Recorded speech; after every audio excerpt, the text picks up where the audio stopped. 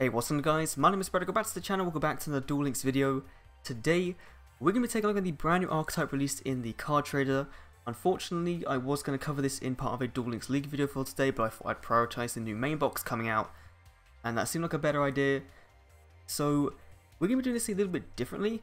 We're going over the cards, and I'm also going to be showing some other cards that combo well with the deck, because obviously this is a card trader archetype, and you could in theory not see these cards for forever. So like the last update added like that Grass Looks Greener and Aromage Bergamot, and I've only seen Aromage Bergamot out of the 3 cards that have been in the update. So I'm hoping that I can get these cards quicker than normal, because I do want to build a deck around these. I do really like the archetype that they've given us, and that archetype is Aromages. So let's go into the inbox and have a look. So we have 3 cards. An SR, an R, and a normal. Let's start off with the normal because it's a field spell. Aroma Garden. Once per turn, if you control an aroma monster, you can gain 500 life points. Also, all monsters you control gain 500 attack and defense till the end of your opponent's next turn. Even if this card leaves the field, that's really good. If face up aroma monster you control is destroy a battle or card effect, gain 1000 life points. So the whole deal with the aroma archetype is to provide tangible benefits for increasing your own life points and maintaining a lead over your opponent. So every one of them has 2 effects, one continuous effect that applies when you have more life points than your opponent, and one trigger effect that applies when you gain life points. So basically you're going to be wanting summoning an Aromage, gaining life points, and then exploiting its continuous effect for as long as you can keep it up. And it's going to be quite hard to keep these cards up because they are, at least one of them isn't that great, and I'll start going straight into the SR because that's the best one I think. And that is Aromage Jasmine. So she is a level 2, 100 attack, 1900 defense, so you're going to want to get her in defense mode first. During your main phase, while your life points is higher than your opponent's, you can normal summon 1 plant type monster in addition to your normal summon or set, except Aromage Jasmine. So that's really nice for being able to go for things like Aromage Bergamot, which is a 6-star, which we'll talk about in a minute. And once per turn, if you gain life points, you can draw a card. So if you have the field spell Aroma Garden on the field, you're going to be gaining 500 life points from activating that card's effect, drawing 2 cards every turn. But you also use alternatives such as Solemn Wishes, which gives you 500 life points every time you draw a card, and that will also allow you to use it during your opponent's turn if they make you draw a card for a card effect like Dark World Dealings. Then you can of course get an additional draw, get additional 500 life points, and then get another draw on top of Aromage Jasmine.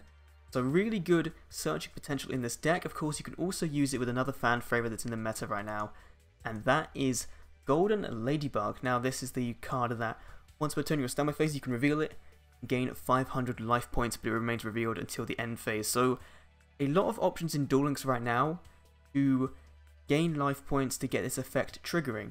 Now the only problem I see is with Golden Ladybug, because it is a very, just kind of doesn't fit in with the deck. I think you'd rather go for the Solemn Wishes play than the Ladybug play, and obviously maybe Aroma Garden isn't the best thing to use, but that extra 500 attack points is going to be really beneficial. But early on, if you can't get it, then definitely Solemn Wishes is going to be the card you're going to want to play in the Aromage deck. Now moving on to the rare that we have, and that is Aromage Rosemary. 1800 attack, 700 defense, a really good 4-star monster, so water this time. While your life points is higher than your opponent's, if a plant type monster you control attacks, your opponent cannot activate monster effects until the end of the damage step. This is really important because that means that flip effect monsters, such as Manitabug or Hain, they don't work. Things like Sphere Karibo doesn't work, which is your main, right now this is the main thing you're going to be dealing with is Sphere Karibos with this card, so that is a really nice effect. Obviously until the end of the damage step they can't be activated, so really cool card. Once per turn, if you gained life points, target 1 monster on the field. Once face up monster, sorry, change its battle position. Now I don't think that's available during your opponent's turn, because if it is that'd be pretty broken, but again, this can be, you could summon this and then play a card to gain life points and switch your Aromage Jasmine into defense mode from attack mode. That could be a nice way of getting this, because Aromage Jasmine, she Yeah, I'm sucking at this. Aromage Jasmine lets you normal summon one additionally if your life points are higher, and they should be because you'll probably be running skills such as life points boost alpha with this, or maybe beatdown, because you're going to be getting so many life points with this deck. You're not going to be worrying about ever being lower, or you shouldn't be worrying about being lower. If you are worrying about that, then of course you've probably lost the duel, but in the early game scenarios you can get some big boss monsters out, such as is it Talea, the ice, it's like a water plant, I think it is, 2800 attack, I think. Really cool plant once you can get out. Now of course there is one card in the game that really synergizes well with all of these, and that is of course Rose Lover. Now Rose Lover can be used to get out things like Aromage Bergamot, or it could get out another Jasmine if you really wanted to, but of course you might as well go for those big boss plant monsters that aren't part of the Aromage Archetype, that do protect other plant monsters from being destroyed by card effects. So, and then obviously Rose Lover prevents it being destroyed by trap effects as well. So it is a very nice +1. We've seen it used in the Guns Blazing's plant deck that he crafted, that's been going around recently in the past couple of months. So a really nice card as well. But let's go and take a look at Bergamot, because Bergamot isn't actually in this update. He was in the last one. While your life points is higher than your opponent's, if a plant type monster you control attacks a defense position monster, inflict piercing battle damage to your opponent. So it is a Cyber Angel Dakini for the plant type, which is really nice, because 2400 attack as a 6-star is very easy to pull off. You could go in and tribute your Jasmine, sorry, for it, but you really shouldn't be doing that, because Jasmine is kind of your playmaker. So again, you could use Rose Lover to bring out Bergamot, and use Bergamot to of course start all of the combos off with your plant monsters. Once per turn, if you gain life points, this card gains 1000 attack and defense to the end of your opponent's turn. So potentially this can go up to 3400 on your turn, which makes it quite powerful, quite hard to get over. And then if you gain life points at the beginning of your opponent's turn, using things like negate attack or something, it will then go up even further to 4400, which is really insane for a 6-star monster to sit at. And then of course if you do have things like Aroma Garden on the field, then it does go up even further. It will become a 3900 or a 4900 point monster. So a very powerful monster when used correctly in the Aromage deck.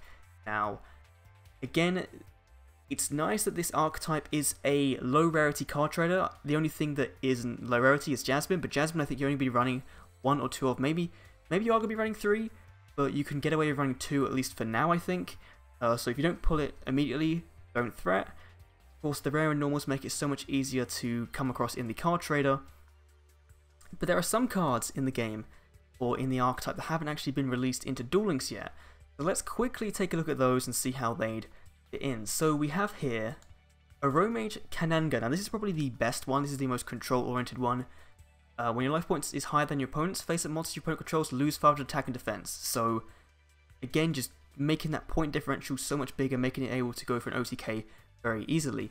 Once per turn, you can gain life points, or if you gain life points, sorry, target monster spell trap card your opponent controls and return it to the hand. So it is a mini, what is it called? I can't remember the card that does it, but it's kind of like Sergeant Electro, where it's locking down your opponent's back row, forcing them to set it next turn, so they either activate it then and waste its effect, or take the risk and see if they survive the turn. A really nice card. I don't think we'll get it in Duel Links. If we did, I think it'd be limited to 1, because it is such a powerful card. You know, it's not got that great stats, but if you can combine it in the deck with things like Floodgate or things with Mirror Wall, then negate attack as well, of course, for gaining life points and getting off the Aromage's effects, then it'd be a very powerful combo. We then have Humid's Winds as a trap. There's also Dried Winds as another trap, but I think Humid is the better one. You can pay 1000 life points and 1 Aromas from your deck to your hand. Immediately, you might think that's bad because, you know, they like having more life points, the archetype does. But then if your life points are lower than your opponent's, you can gain 500. And you can use this effect more than once per turn. So, slowly you're going to be gaining back up to that advantage that you had in the previous turn, which is very nice. And of course, the archetype does like being above, so again, losing or paying 1000 life points isn't going to be too hard for this archetype to come back from, which is really nice. Then we have Aromage Archetype, probably the one card I want Konami to add to Duel Links because I have a friend who it triggers so much, and I would really, really love to just beat her with it in Duel Links, even though she doesn't really play anymore. But if this card is flipped face up, this card cannot be destroyed by battle while it's face up on the field. This card is flipped face up during each player's end phase. You gain 500 life points. So this is a more powerful Solemn Warning, a more powerful Ladybug. This is a card that basically has to be targeted by a card effect to be destroyed. So things like Super Rush Headlong will need to remove it.